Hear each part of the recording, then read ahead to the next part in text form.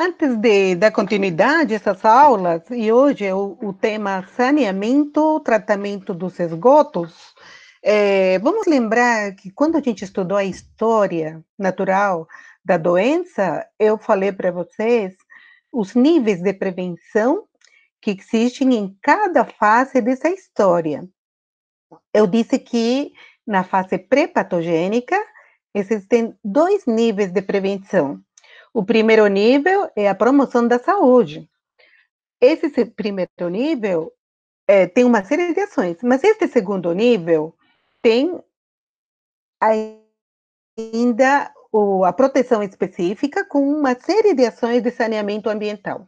Um deles é o tratamento dos esgotos. Vemos que esgoto, existem vários tipos realmente. O esgoto sanitário, segundo as normas brasileiras, né? 9648 da ABNT, define esgoto sanitário como despejo líquido que está constituído de esgoto doméstico e industrial, água de infiltração e contribuição pluvial parasitária. O esgoto doméstico é o despejo líquido que resulta do uso da água doméstica, então para a higiene e para as necessidades fisiológicas, né, conforme acontece no dia a dia. O esgoto industrial já é o despejo líquido que resulta dos processos industriais, né?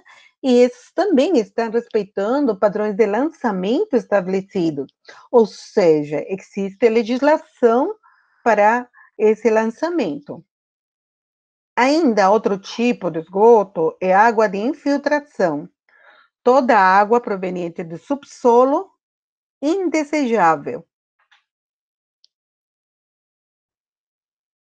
O esgoto, na verdade, o tratamento dos esgotos, ele acompanha também a toda estudo científico em relação à microbiologia, essa ciência que, como a gente conhece, ela ainda não se estabeleceu, né, no século XIX, sino quase no finzinho, né? Então, até meados do século XIX, se desconhecia a microbiologia e também os antibióticos. Os esgotos que não estão coletados, ou quando coletados, são lançados diretamente nos rios, ou seja, sem nenhum tipo de tratamento. Esgoto é uma fonte de contaminação.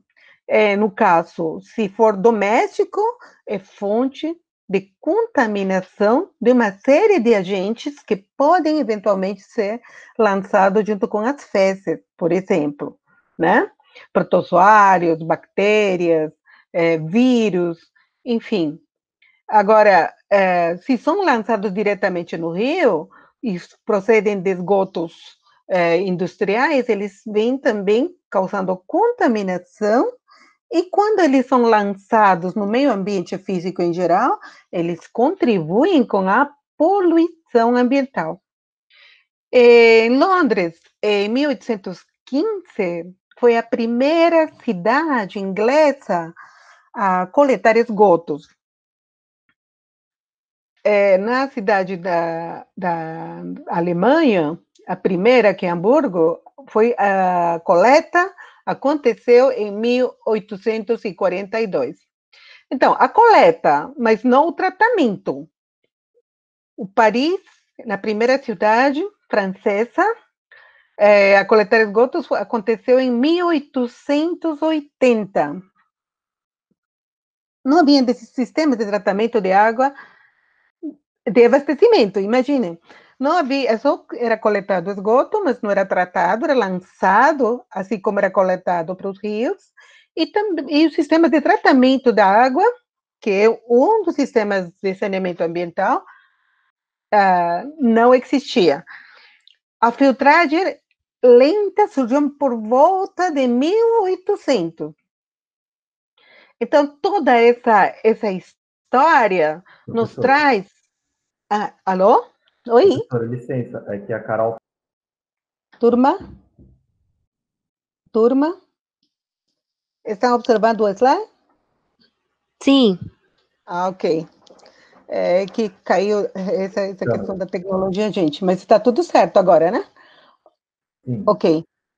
Então, eu estava dizendo que essa primeira cidade na Inglaterra, em Londres, a coletar os esgotos, né, aconteceu em 1815.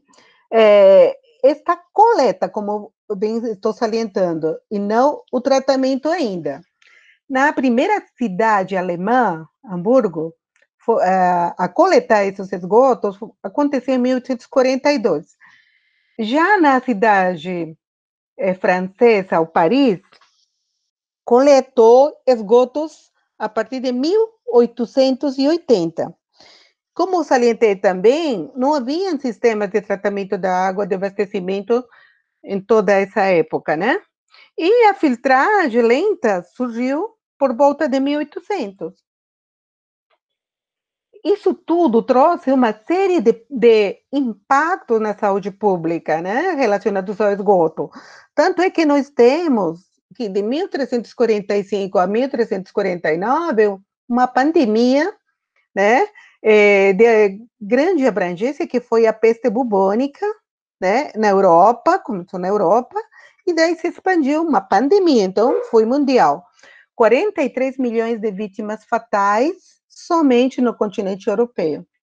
Em 1826, outra pandemia de cólera em toda a Europa.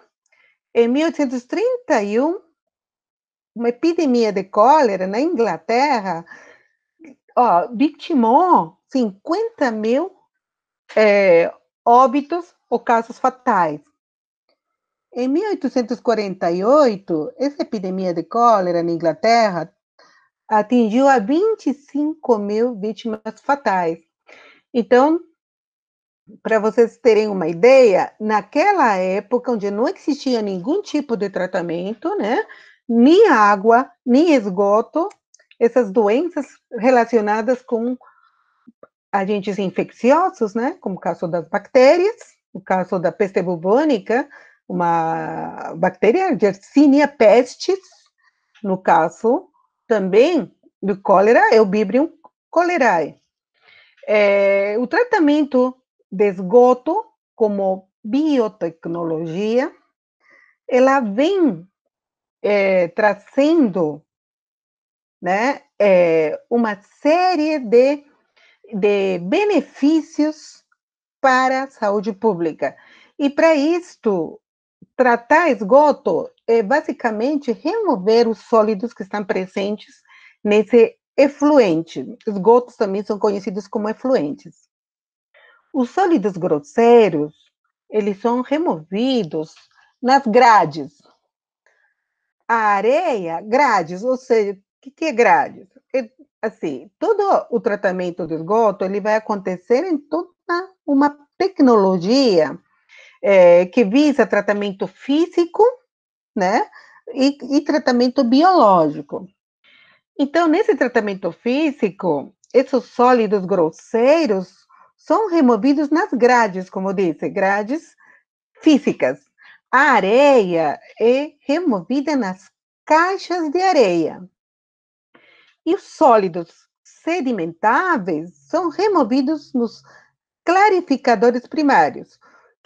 O que é um clarificador primário? É um decantador primário.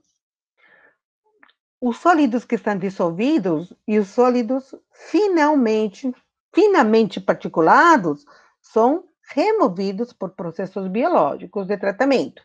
E nesse caso é chamado de decantadores secundários. Ali existem várias tecnologias, como é o caso dos lodos ativados e os filtros biológicos, que são bastante utilizados. Assim, o tratamento dos esgotos, ele segue uma série de critérios. né? O tratamento vai depender, por exemplo, das características do esgoto ou a carga orgânica presente. Por exemplo, se um esgoto que está muito turbulento, tem muita carga orgânica, ele vai ter um tipo de tratamento, ou por um tratamento mais aeróbico ou anaeróbio. Vai depender muito de quanto turbulento ou quanto clarificado esse esgoto. Da classificação das águas do rio ou fonte que receberá o efluente tratado. Então, os corpos d'água, eles também são classificados de acordo com o tipo de fonte, a fauna, a flora, se um rio, por exemplo, até que ponto ele é um rio ou uma fonte que recebe esse efluente tratado. Efluente tratado seria, no caso, um efluente que não vá contaminar esse corpo d'água. Outro critério é da capacidade de autodepuração do rio que receberá o efluente tratado e também da disponibilidade de área e energia elétrica. Ou seja, é importante também qual é a composição da fauna e a composição da flora deste corpo d'água, que terá, então, a capacidade de autodepuração, né? Inclusive, visando um equilíbrio ecológico. E nesse slide, vocês veem um sistema de lodos ativados para tratamento de esgoto. Aí, nesse caso, vocês veem que o esgoto bruto seria aquele esgoto lançado, aquele gerado, né? Esgoto doméstico, esgoto sanitário. Eles vão para uma estação de tratamento dos esgotos, né? Que é conhecido como ETA. Esses passam por grades grosseiras que havia dito para vocês, que seria um tratamento preliminar e é puramente físico. Ali há uma elevatória de esgoto bruto, passam pelas grades médias, as caixas de areia, onde eles vão sendo separados toda essa parte de sedimento, o grosso, né? Que no caso compõe o esgoto. Logo, para um decantador primário, onde o tratamento é primário, portanto, a decantação é como uma espécie de sedimentação, né? Logo, os tanques de aeração, que são compressores, isto para a atividade microbiana, basicamente para estar facilitando a decomposição até mesmo da matéria orgânica por ação de bactérias aeróbias. Ali tem compressores, né? E ali passa por nesse caso, já por um tratamento secundário ou biológico. É interessante também salientar que nesse tratamento secundário, não somente bactérias participam de toda esta decomposição da matéria orgânica. Existem também fungos que fazem parte da fauna, da microfauna, mas que, além disso, existem também protozoários que predam as bactérias, uma vez que acaba esta decantação, né, no tratamento secundário. Então, muitos ciliados, principalmente, participam de predar bactérias, muitas dessas bactérias são patogênicas. Logo, esse esgoto tratado deve ser lançado a um rio, que no caso seria, nesse exemplo que vocês têm aqui nesse slide, seria o rio Tietê. Então, um rio com condições, como já falei para vocês, com essas condições que tem falado já no slide anterior. Ainda o lodo ativado, uma vez que este tratamento secundário acontece em decantadores secundários, né? O lodo que fica na sedimentação, esse lodo também vai passar a ser tratado, tratamento de lodo. E para isso, também passa-se por uma série de fases físicas, flotadores, né? E que desses flotadores, eles vão, ou alguns do tratamento primário, inclusive quando é excessivo lodo primário, ele já pode também passar por adensadores, né? Adensadores de gravidade, e também por decantação, né? O sobrenadante vai passar por esses flotadores. Desses flotadores, passam para digestores. Nesses digestores, há condicionamentos químicos do lodo. Ali, há um tratamento químico, os filtros passam novamente por um mecanismo físico, que no caso seriam filtros de prensa, para secadores térmicos, e assim se tem o lodo desidratado ou torta. Dessa forma, o lodo já pode até ser utilizado mesmo na agricultura. Portanto, neste slide que eu trouxe aqui para vocês, é um slide que está resumindo toda aquela ilustração, o esquema que eu mostrei agora para vocês. O tratamento preliminar seriam, então, em que consiste esse tratamento preliminar?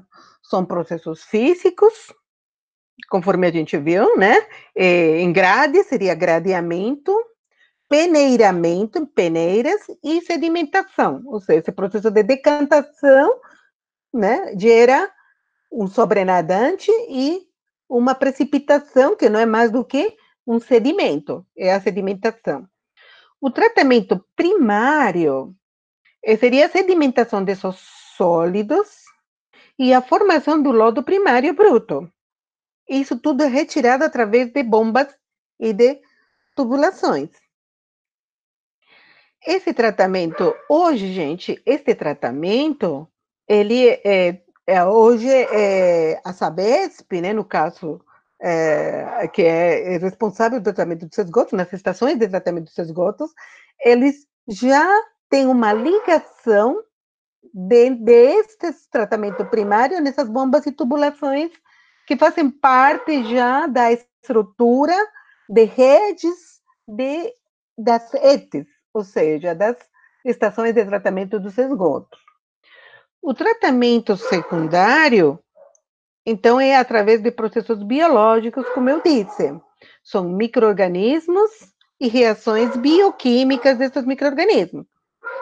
Então, temos, por exemplo, bactérias aeróbias, bactérias facultativas, ou seja, aeróbias e anaeróbias, protozoários e fungos.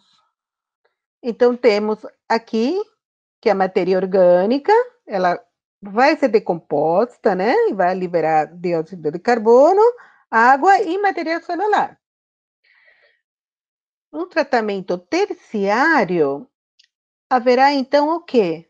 A remoção desses micronutrientes e patogênicos, além de outros. Os patogênicos, geralmente, estão associados aos coliformes fecais, por exemplo, em se tratando de esgoto doméstico, né? E outros,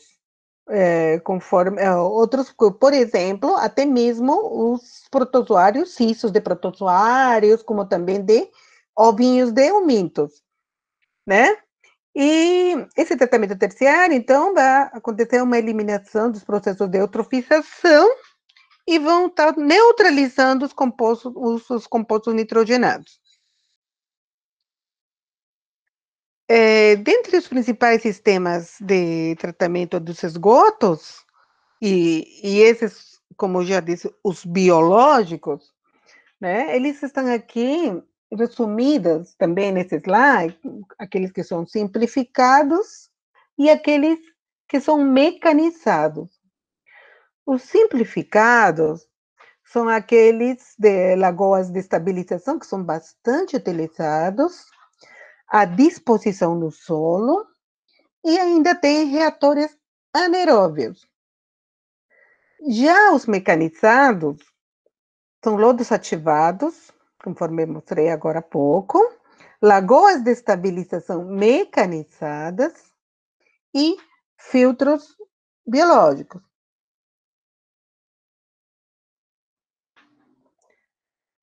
Na lagoa de estabilização, o que temos de tecnologia aqui? Ou como funciona essa lagoa de estabilização?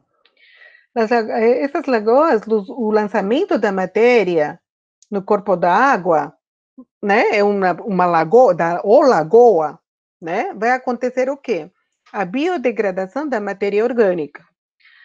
Ali haverá uma autodepuração do corpo da água, e ao final da biodegradação, as moléculas que são complexas, elas vão se estabilizando até ficarem prontas para um novo ciclo. Ou seja, naturalmente, as bactérias e as algas, elas vão utilizar matéria orgânica, resultando na autodepuração do esgoto. Bactérias e algas são os principais seres vivos que participam desta autodepuração. Existem lagoas de estabilização consideradas primárias, e ali os micro-organismos que participam são facultativos ou então são anaeróbios. Já nas lagoas secundárias, os micro-organismos são facultativos. Nas lagoas terciárias, acontece a remoção dos patógenos. E ali, principalmente, desses coliformes fecais. Para vocês terem uma ideia, que alguém talvez já conhece, mas esta é uma foto de uma lagoa de estabilização. Então, aqui, um método, uma tecnologia muito simples, né, de tratamento de esgoto. Quando essa lagoa é anaeróbia, tem mais bactérias anaeróbias, tem o impacto, por exemplo, do mau cheiro, que no caso seria, por exemplo, a produção de gases, né, é realmente impactante. Ele pode trazer, dependendo de onde se localiza essa lagoa de estabilização, pode também trazer impactos para a saúde pública dos moradores que tem por perto. Principalmente, como já disse, quando são bactérias anaeróbias, aquelas responsáveis pela autodepuração. Mas existem lagoas, que no caso são a lagoa aerada facultativa, e essa facultativa é quando o grau de turbulência desse esgoto é baixo, né? Porém, é suficiente para manter o nível de oxigenação adequado. Nesse caso, parte da biomassa sedimenta no fundo, conforme estão vendo ali, o depósito de lodo, né? E ali ocorre a decomposição anaeróbia. Ao contrário, na camada superior da lagoa, que apresenta comportamento eminentemente aeróbio. Então, essa lagoa aerada facultativa, ela tem bactérias anaeróbias no fundo da lagoa e na superfície, bactérias aeróbias para decompor essa biomassa. Já nessa outra lagoa aerada de mistura completa, vocês percebem aqui, ó, uma mistura completa, né? Aí no caso, a turbulência, né, é alta. E esta turbulência, ela vai ser promovida pelos aeradores, na verdade. Ou seja, ela é completamente aeróbia. De tal forma que toda a biomassa é mantida em suspensão. Essa é ideal, porque o mau cheiro, que eu falei há pouco tempo, a gente não consegue identificar, porque é uma lagoa que está em constante aeração né? Os aeradores estão funcionando de uma forma constante, né? E isso facilita de que a decomposição da matéria orgânica, né, ou da biomassa, ela aconteça garantindo um processo completamente aeróbio. Para essa lagoa aerada de mistura completa, né, é necessário prever-se de uma unidade secundária. Ela é posicionada após a lagoa de aeração, que irá funcionar como lagoa de sedimentação. Ela fica próxima, essa lagoa de sedimentação, e o lodo deve ser removido periodicamente. Então, dessa forma, essa tecnologia, ela se mostra bastante eficiente. Mas, como eu disse para vocês, ela tem necessariamente que ser completamente aeróbia, e ela precisa desses aeradores de uma forma constante. Essa outra forma simples de disposição do esgoto é a disposição no solo. Ali temos uma infiltração lenta, uma infiltração rápida, ou então uma infiltração superficial ou subsuperficial, ou também pode acontecer por aplicação com escoamento superficial. Então, essa é outra forma de disposição no solo. Para isso, precisa ser também de uma área que seja destinada para tal, né? E o problema é a possível contaminação, né, do solo.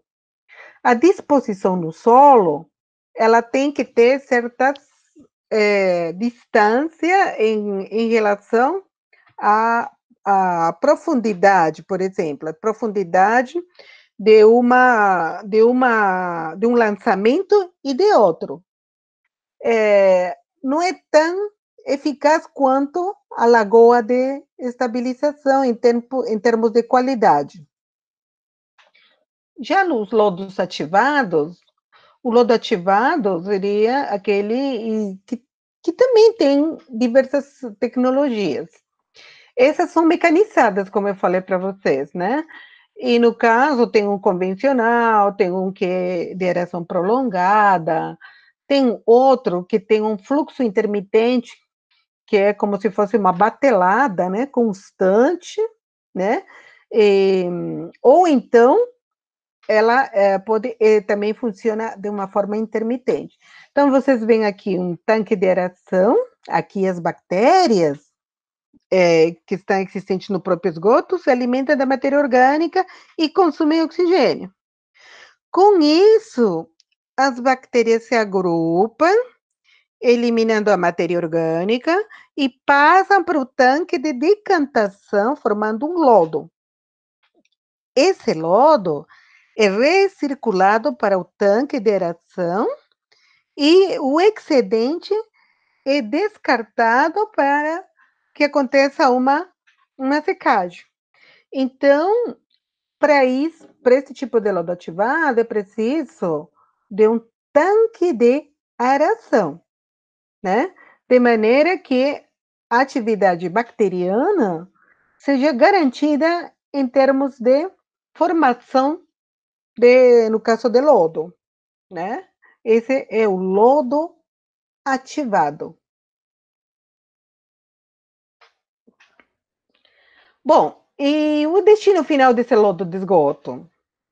Em alguns tipos de tratamento, a geração de lodo é maior, né? Isso vai acontecer nos lodos ativados aeróbios e de filtros biológicos. Já nos processos anaeróbios, a grande parte desses sólidos presentes são transformados em gases, né? Por isso que é o mau cheiro que eu falei. Geram menos lodo do que os processos aeróbios. E os impactos ambientais que estão associados à presença desses elementos potencialmente tóxicos no lodo.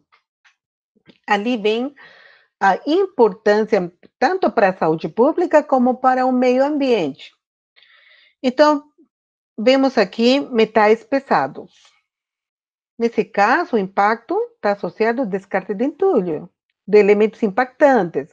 Por exemplo, temos aqui alguns que se destacam, né? Arsênio, cádmio, cobre, cromo, chumbo, mercúrio, molibdênio, níquel, selênio, zinco, né? Metais deles pesados, como o caso do chumbo, do mercúrio, né?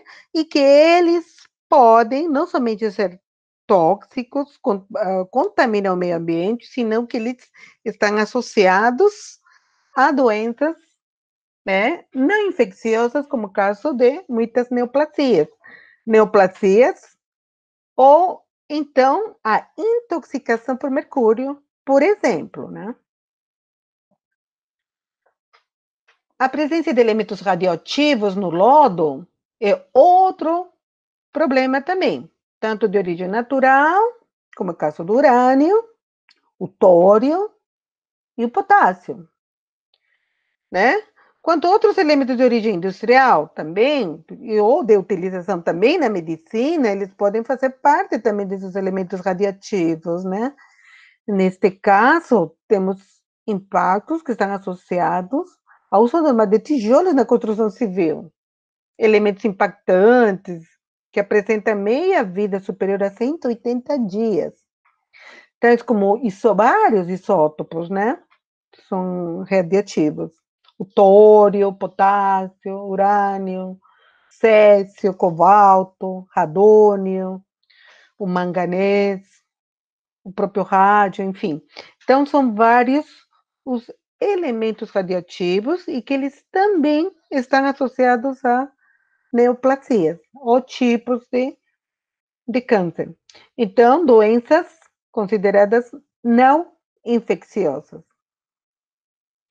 E quando a gente fala das doenças infecciosas e parasitárias, nós vemos aqui a febre tifoide, né? A febre tifoide a gente sabe que ela é causada pela Salmonella typhi, cólera pelo Vibrio cholerae, né? A disenteria também, uma salmonella é uma salmonella dysentery, né? A Shigella, perdão, ela que é uma shigelose, Shigella, meningite bacteriana, fúngica, até mesmo entra aqui a meningite por protozoários, pela entameia histolítica. Hepatites, que são vírus, né? Vírus, os agentes causadores, o vírus da hepatite tipo A, do tipo V. As verminoses, aí no caso tem uma série, né? Principalmente o Ascaris lumbricoides, como também os outros, o ancilóstoma, enfim, muito estrongiloides, enfim, uma série de verminoses que estão ligados até mesmo às tênias, né? Que são os plateomídeos. As doenças geradas pela escassez de água, como entra a lepra, tuberculose, tétano, difteria, todas essas ligadas a águas poluídas por rejeitos industriais, que não é mais do que esgotos industriais ou efluentes industriais, e que eles estão contaminando, né, esses corpos d'água por metais pesados. Como já falei há pouco tempo, eles podem gerar tumores hepáticos e também tumores endócrinos, né, com essa da tiroides, alterações neurológicas, dermatoses, não somente neoplasias, senão também problemas neurológicos, dermatoses, rinites alérgica, disfunções gastrointestinais, pulmonares e hepáticas. No caso da contaminação por mercúrio, podem ocorrer anúria e diarreia sanguinolenta, são os sintomas, né, dessa intoxicação. Temos alguns produtos também que não são biodegradáveis e que eles fazem parte dos esgotos. né? Por exemplo, dos esgotos até mesmo domésticos, como o caso dos detergentes, né? Ou então também os combustíveis, como o petróleo, por exemplo, a gasolina, né? Ou a poluição provocada por metais pesados, chumbo, alumínio, zinco, mercúrio, né? Provindo da extração dos garimpos. Então, muitos empreendimentos gerando, inclusive, estes produtos e lançando, né, aos corpos d'água, ou acidentes que comumente a gente costuma ver, né, de esgotos lançados nos corpos d'água, como o corpo d'água marinho, né, e impactando na fauna desses ecossistemas. Bom, isto é o que eu preparei para vocês, de uma forma bem resumida, para a gente poder ver se vocês têm alguma dúvida, né? Alguma dúvida em relação a tudo quanto eu coloquei.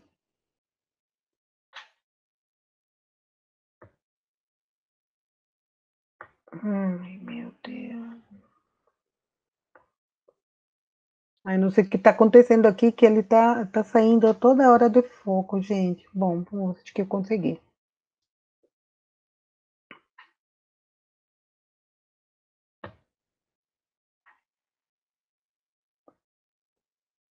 Dúvidas? Sem dúvidas? Até agora, sem dúvidas? Tudo certo, Bruno? Tudo certo, Ana Beatriz? Sem dúvidas? Tudo ok? Olha, gente, eu fiz o seguinte, aliás, eu vou colocar essa aula, eu estou gravando a aula, né? E eu vou colocar lá no Moodle, eu vou deixar ali, vou postar no Moodle. E além disso também, eu pretendo não, já coloquei 2 textos de apoio para vocês complementarem esta aula. Eu também devo deixar para vocês uma atividade. Essa atividade é para vocês pesquisarem a atividade biológica no tratamento de resíduos. Como eu falei para vocês, eu só iria abordar 2 sistemas, na verdade, de saneamento, 2 ações preventivas.